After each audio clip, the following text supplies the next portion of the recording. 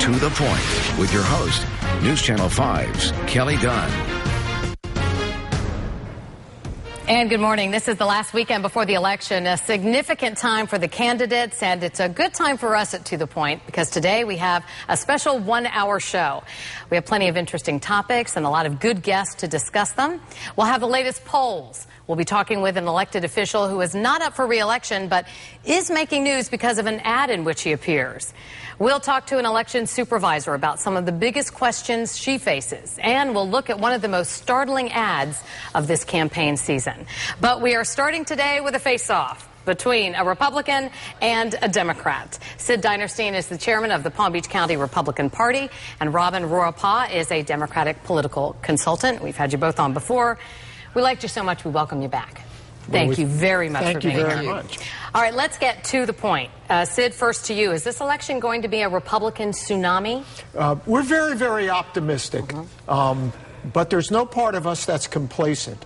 And the other issue that's important with your question is we're smart enough not to know that the country isn't out there saying, oh, God, we got to have the Republicans run it.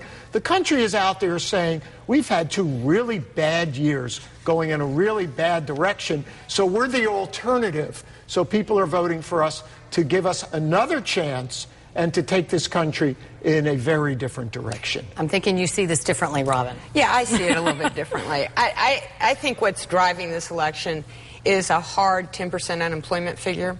It's been very, very tough. That unemployment and the spectacles that we have gone through the last 2 years with the banks, et cetera, were the makings of another administration, were the makings of the Republican Party. So as voters start looking at their decisions for Tuesday, they need to remember, as they want to move the country, do they want to go forward or do they want to go backwards? And the Republicans are looking backwards. They have been the party of no. They continue to be the party of no and the party of obstruction. And that's not what the American people want. They want action. Do you want to rebut that or should we move on? No, I would like to answer that. Actually, we're the party of yes. We say yes to the Constitution of the United States. We say yes to the 4 F's: faith, flag, family, and freedom. We say yes to the Founding Fathers. We say yes to the heritage of America. But when it comes to Obamacare, when it comes to trillion-dollar deficits, when it comes to taking away our children's future, we're not the party of no. We're the party of hell no. Well, real quick. Another word heard from there. All right. Look, basically, we have midterm elections, and the midterm elections are about, do you like the new administration or do you not? Do you think we're moving in the right direction or do you not? The fact of the matter is, in Washington, we have seen the Republican leadership take their toys and go home. They would rather have seen the administration fail than the American people succeed. And we are, all of us are facing that reality on a daily basis right now. Let's get to Florida. Let's talk about the race for governor. The latest Mason-Dixon poll of likely voters taken this week shows that Alex Sink is holding on to a slight lead over Rick Scott. Is Alex Sink, Robin, going to become the first Democratic governor since Lawton Chiles? I think she has a very good chance. Alex has run a good fall campaign. She has stayed on message. She is talking about how to get Florida out of the rut and moving forward again. She is talking about issues that are important to voters, and she has a ground game, and she is working that ground game hard. You know, right now we're seeing ads, et cetera, through the weekend. That's when a lot of voters are going to make their decisions, and I think she is poised to win that election. What do you think, Sid? The Rasmussen poll out today has Rick Scott up by 3 points. Very reliable, likely voters. So, yeah, there's... nobody's quite sure. I believe at the end of the day, Rick Scott wins, and by more than 3 or 4 points. Why? Because of turnout. There were a whole lot of Democrats and people who voted for Democrats last time who have a lot of buyer's remorse. Some will be voting for us, and some will be staying home. But then there are the Alex Sink issues. She cheated. There are plenty of Rick Scott issues. Oh, you're talking about the new, and the then in front of gate. 3 different reporters, she lied. So it's not, she didn't have to. Well, when you make a mistake, You just say, I made a mistake. I'm sorry. I'm ready to move on. And you're referring to a message she received during a debate by a campaign aide that was delivered by a makeup artist, and it was on her BlackBerry. Is this going to be changing voters' minds? I don't think so. This is a sideshow. The Scott campaign is trying to really gin it up and get as much coverage on it as possible. But the fact of the matter is, it was an inadvertent mistake. The aide that sent the text has left the campaign. I think that we need to move off of this issue and start talking about the issues that are important to voters. And the issues that are important to voters is how are we going to get this state moving forward again? Well, and that's a very good point, because you know what? I think a lot of people, not that I've talked to everybody, but a lot of things you'll hear these days is it's almost the lesser of two evils. They're just throwing mud at each other the whole time. No one's talking about what they're going to do. Is this the best Florida has to offer? And in this kind of, state that we're in, with the amount of money it takes to spend on campaigns, absolutely, I think you have to kind of wonder who's going to really want to run anymore. Rick Scott is going around the state, has been since the primary, with his 7-point plan, 7 steps for 700,000 jobs in 7 years. Number 1, Alex Sink has yet to run her first ad telling us what she did as chief financial officer that we should be proud of. We do know that she invested $250 million of pension money and lost every dime in the New York City Stuyvesant project. Right. We know, which is not reported widely, that she just gave $6 billion of pension fund money to the hedge funds. All your listeners out there who have money in that fund, it's with the hedge funds. Let's talk about that real quick. Say something, and then let's move on to the Senate. I don't want to get into just Alex Sink did not do that. We have a board that she is one of the members of that make those decisions, and those decisions are finalized after staff looks at it. And the state of Florida's pension fund has been fairly successful in the past. There's no reason to try to scare Floridians that their pension fund is in trouble. It's sound. It is doing well. It's doing much better than other states. And both candidates say go to their websites and you see exactly what they stand for. They've both stressed that. I want to move on. Marco Rubio, leading in the polls, has been for a long time. Is there any way an independent could ever win in this Senate race? I believe there was a poll that came out today that actually had Charlie Crist within 6 points. That is the one race where a lot of people have not made up their minds yet. And you're going to see some shifting around the next 72 hours. That's a race that I think is going to be much closer than what Marco Rubio had thought it would be 2 weeks ago. Have you made up your mind? You're a paid Democratic consultant. I have made up my mind. And who are you voting for? I am voting for Kendrick Meek. Good for you. And here we are. Bert Aronson runs a press conference in this county to tell Kendrick Meek that he's not good enough.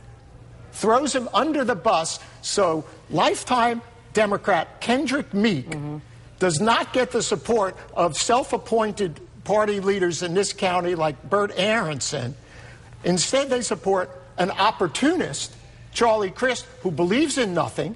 Absolutely. We learned that. I thought there was nobody left to fool on this planet until Bert came along. So here's my message to some of your listeners. To my African American and Caribbean American friends who understand what this is all about. If you're going to the polls, and many won't, because why should they after this incident? But if you're going to the polls and you want to vote for Kendrick Meek, then vote for Kendrick Meek and then go down 2 slots and vote for Jennifer Carroll. And give yourselves a real treat. And this is going to be a good election, and we're going to win with that. Paid advertising, bye. Anyway, Kendrick is running a very strong grassroots campaign, and there have been some Democrats, as there are always some Republicans who endorse Democrats, or some Democrats endorsing Republicans, et cetera, et cetera. Voters make their decision not based on individual endorsements, and the voters are looking at all 3 candidates and making a decision.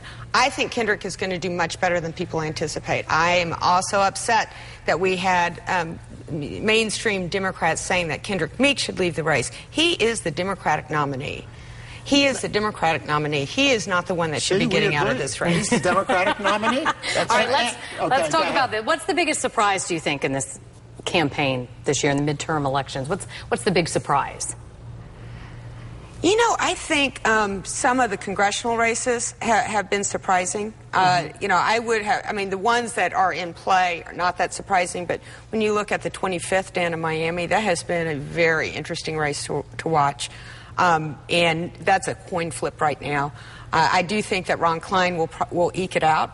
You know, I think West has been very aggressive and very good out there, but I think, you know, Ron will eke it out.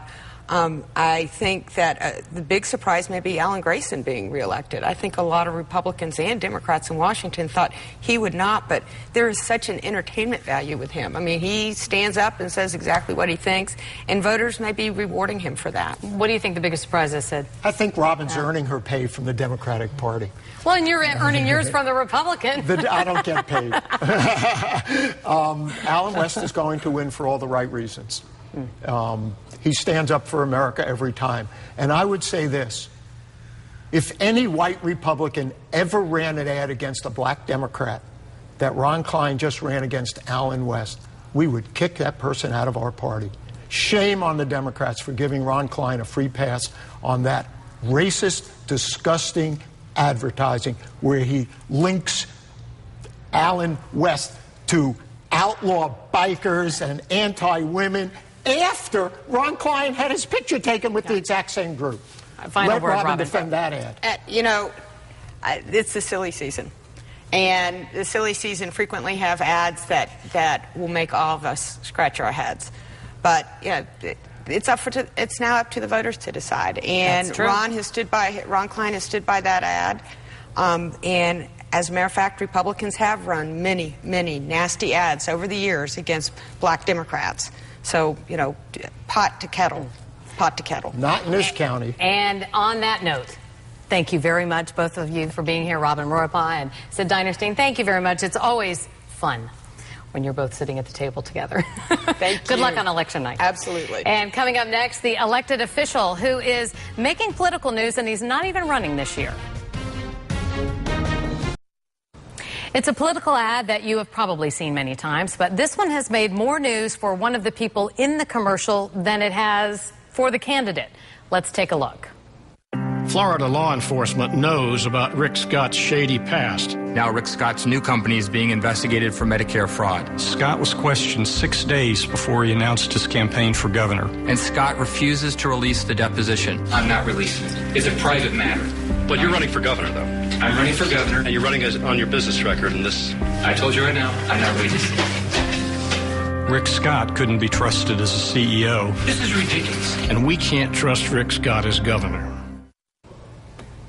Joining me now is Martin County Sheriff Robert Crowder, who you just saw in that ad. A Republican sheriff endorsing a Democratic candidate. Thank you for being with us, Sheriff. Why did you do the ad? Well, for several reasons. One of the reasons, Alex, whom she and her husband I've known for about 14 years, and I had encouraged her to run for governor when she was exploring the possibilities of running for U.S. Senate. She has a reputation in financial matters that comforted many of us who have to look forward to our elder years being supported by our retirements. And we felt that she would be a good person to watch over that, and I think she is. But when I saw the primary, and Bill McCollum has been a friend of mine also, and when he turned out not to be the Republican nominee, it made it very easy for me to support Alex and endorse her, and even go so far as to do the ads, which some people question a lot about that, but I felt an urgency in helping Alex because the other candidate has made it very difficult for us to learn much about him and his practices in the past. Well, there was some backlash, and the president of the Republican Women's Federated said that making the ad in uniform was a misuse of your office. Well, as an employee, it would be. Some people who have criticized said, well, it was on the clock. Well, when you're an elected official, you're on the clock 24 hours a day. You don't accrue vacation time. You don't accrue sick leave. You are paid a salary. You do a job. And so the uniform I happened to be wearing that day. and in the ads you can see that it's a dark green shirt. You can see the tip of the badge, but you can't read anything that identifies the agency. But I'm certainly not ashamed of the fact of what I did. Do you think that, I mean, have you gotten reaction from people just in the general public who have seen it? Have they said things to you when you're out and about? I get many comments on this. 9 out of 10 are probably positive and supportive, and even many people thanking me for taking a position because it's helping them to determine where they will vote. Most of those who have been critical have obviously been involved in the other candidate's campaign and are very negative on anybody who disagrees with them about anything, including some of my fellow Republicans. I think some of the speculation, too, is if Alex Sink does become our governor, is she going to have a position for you? Are you going to leave Martin County and go to Tallahassee? Never discussed that. And you know, in sometime in the not too distant future, I'll probably retire. And I would hope that she would consider using me at that time for perhaps a stand-in in a sheriff's office where the sheriff has gone out of office. And Buddy Phillips, who was a friend of mine, passed away now. He's when he retired, if a sheriff was suspended or died in office, he would be sent in for a couple of weeks to hold the fort down until the governor made an appointment. And that's the kind of thing I'd like to see to do in my retirement, and if she's governor, maybe I'll have that chance. Not wishing any bad luck on any sheriffs. Well, and if that doesn't happen, you are going to be up for re-election in 2 years. Yes. So, you know, do you think you're going to have some backlash at that point from the Republican leaders in Martin County? Absolutely. I knew that I would be getting backlash before I made the decision to do this. But I am a person who believes in thinking for yourself, making your own decisions. You're going to be responsible for your own decisions, and I am somewhat of an independent thinker. I don't like people ordering me to get in lockstep with them and then threatening me if I don't. And that's happened to me a few times on a smaller way in recent years. What is your greatest fear of Rick Scott getting into office from a law enforcement point of view? I have listened to the things he says he will do with our retirement system, and I think it'll be a mistake, and it'll be a mistake that will hurt a lot of people who have worked for a number of years doing a dangerous job, serving the public at a lower wage scale than they could make on the outside, and they're going to depend on this retirement. And what he is doing, what he's talking about doing, in my opinion, will jeopardize that. Well, Sheriff Crowder, thank you very much for being with us today and for being here and just talking to people about this, because I think there was a lot of discussion, and it's good to hear from you today. Thank you very much. Thank you. I appreciate the opportunity. And one final note, in the interest of full disclosure, a member of my family works for the Martin County Sheriff's Office. Thank you again, Sheriff. Certainly. Still to come this morning, they are the busiest people on Election Day. What do you need to know to avoid problems on Tuesday? They are the ones in the hot seat on Election Day. If everything goes smoothly, they don't get too much attention, but if something goes wrong, they are in the spotlight. And we're talking about the election supervisors. Joining me now is Vicki Davis, the supervisor of elections for Martin County. Thank you very much, Vicki, for being here today. My pleasure, Kelly. What's the biggest question on Election Day? It's always the unknowns. What's going to take you by surprise that you haven't planned for? You certainly try to put everything into a contingency plan and back everything up, but weather, electricity, power, you know, those types of things. Do you still find that people come to the polls unprepared with the things that they need to prove they are that voter? Not so much anymore. That's good. Yes, voters are bringing signed photo identification to the polls. That's what Florida law requires. And we really recommend a driver's license when they turn up at the polls or to vote early. And it's easily accessible for them. If they don't bring signed photo identification to the polls, however, they can vote a provisional ballot. And if they're a registered voter and their signatures match up with what's in the system and what's on that envelope, their vote is going to count. There are a lot of amendments on the ballot this year. Is that changing the way things are being done? It's taking time for our voters to cast their votes.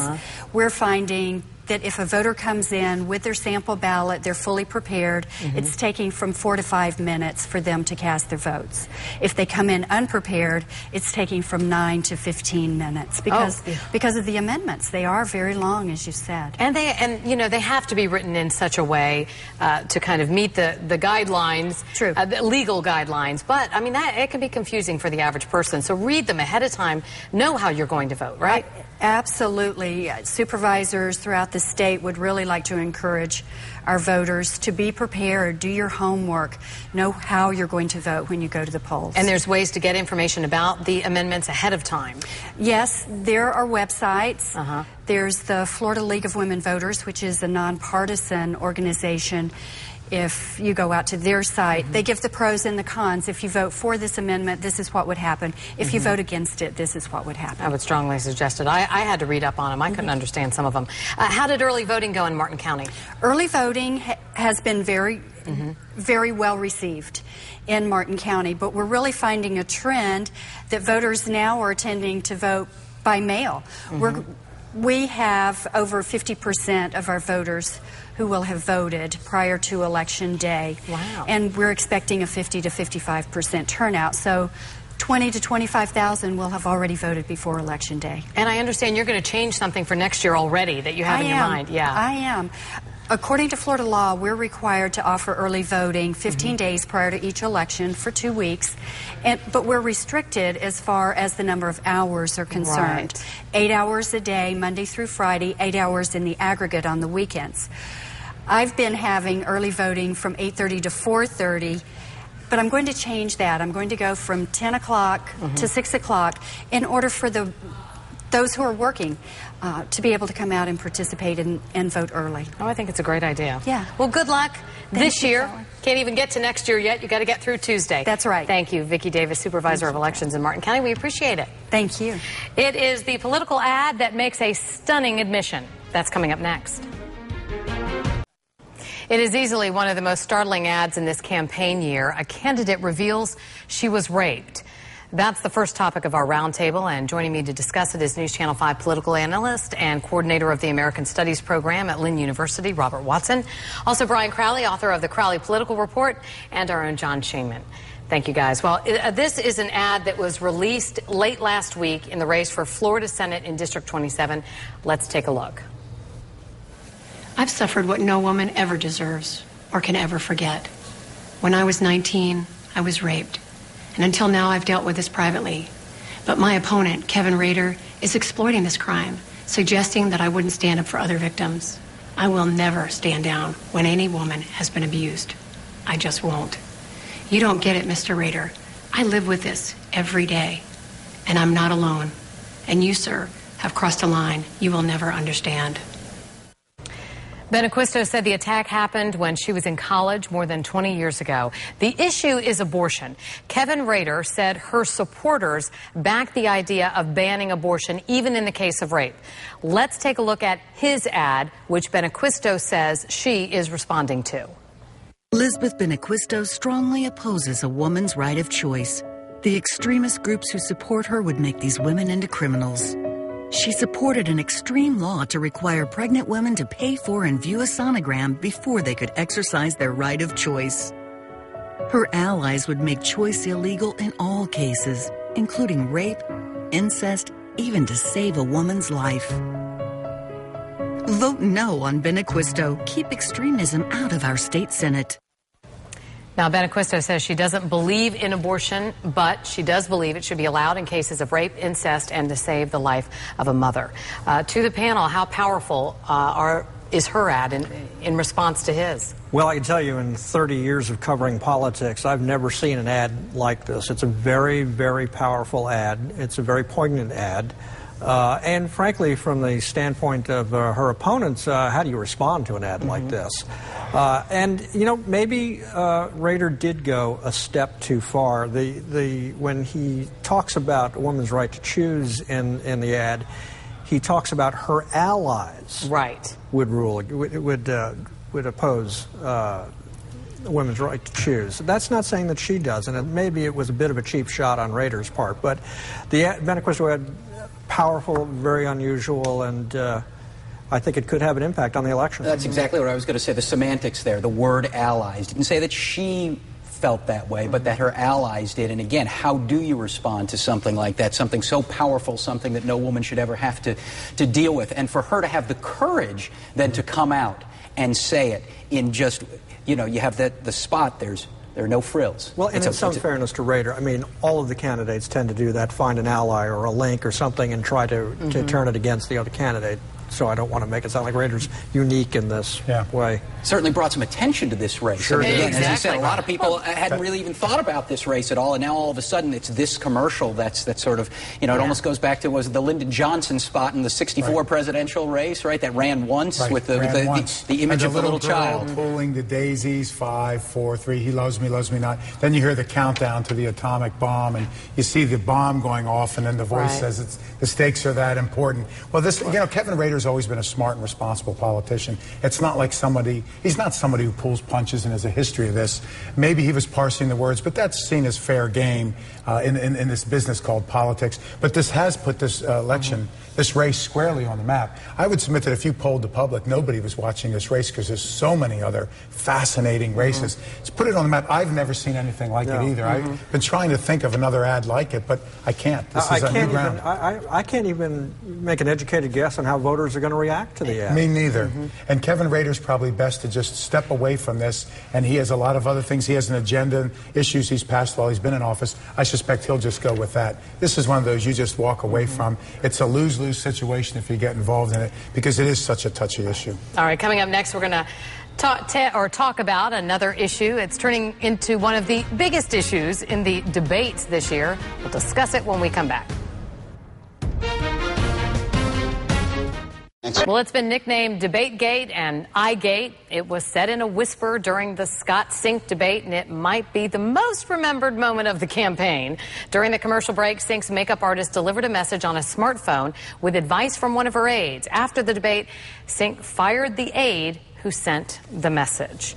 Okay, are we making too big of a deal out of this, or is it that big of a deal? Well, I think it's something in a race this close. Somebody is looking to latch on to something. Now, again, I happened to talk to Alex Sink both Wednesday and Thursday of this past week, and on Wednesday, we brought it up to her. We said, what happened? And she used the same line, though, that she used on the cable channels on Tuesday, that she thought that it was, something was wrong with her daughter who was out of state. When then CNN's John King clearly said that you could tell that the makeup artist came over and said that this was a message from staff.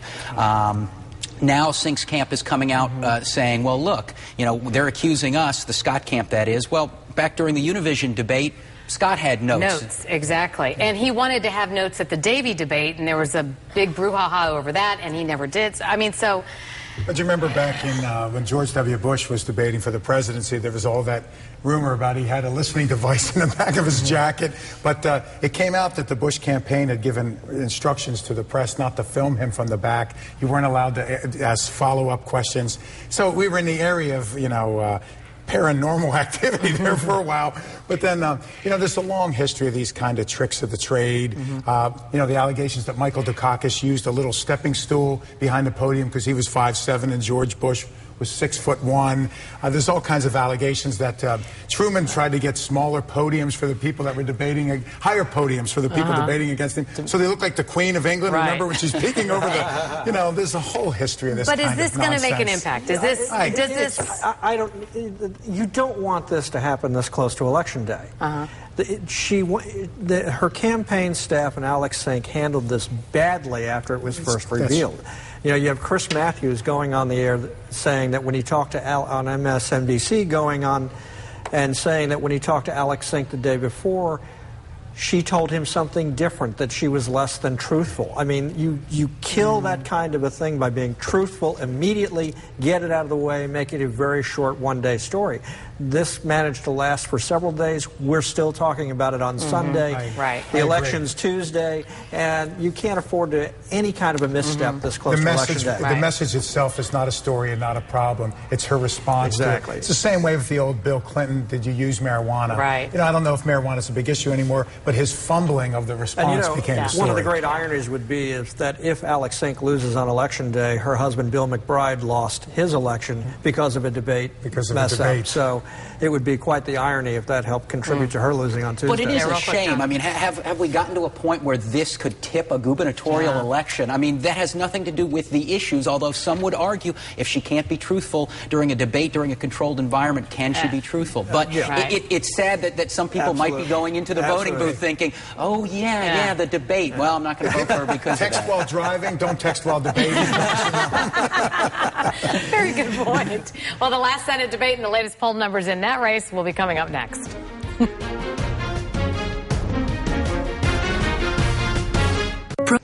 They met 6 times in debates. The last time was Wednesday in an NBC debate moderated by David Gregory. The 3 leading candidates for the U.S. Senate did not break any new ground in their last debate. Kendrick Meek seemed to hit Charlie Crist a little harder than in previous debates, but let's talk about it. What are your impressions of the prospective senators as they debated again? Well, I thought all 3 of them looked good, but I think what you could have done is you could have TiVoed the first debate and then shown it over 5 more times. I was struck by how people were saying the same thing. And all 3 of them are good debaters. I think they're all polished. They all have good answers. They're all intriguing individuals. But if I'm advising Crist, if I'm advising Meek, I tell them to shake it up, try something new. And I really didn't hear anything new. I didn't hear a knockout blow delivered. Nobody tripped and fell on the way to the podium. So I think they're coming out of this exactly where they were going into it. Much to do about nothing. Rubio ahead. Yeah, sure. He's got it. Still Rubio's race to lose, I think, at this point. We've been saying this now for probably 6, 7, 8 weeks that this has been Rubio's race to lose.